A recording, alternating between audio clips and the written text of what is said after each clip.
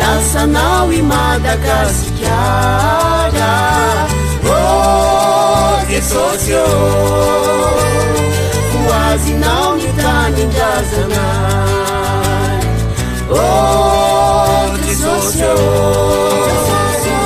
lasanao I Madagasikara. Fiadanane fifoazam-panatanteraka laharana fahavalambifolo.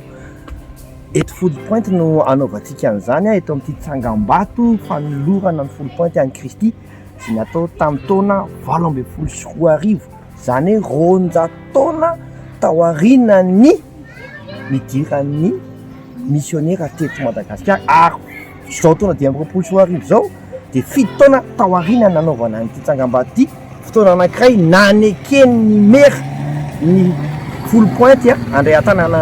amin'ny anaran'i Jesosy ny commune sy ny firaisan'ireo mpanompon'Andriamanitra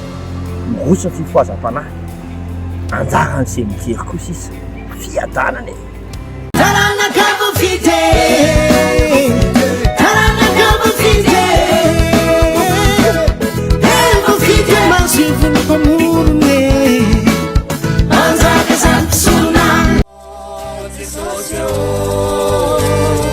Lasanao I Madagasikara,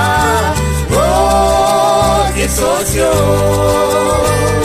hoazinao ny tanindrazanay,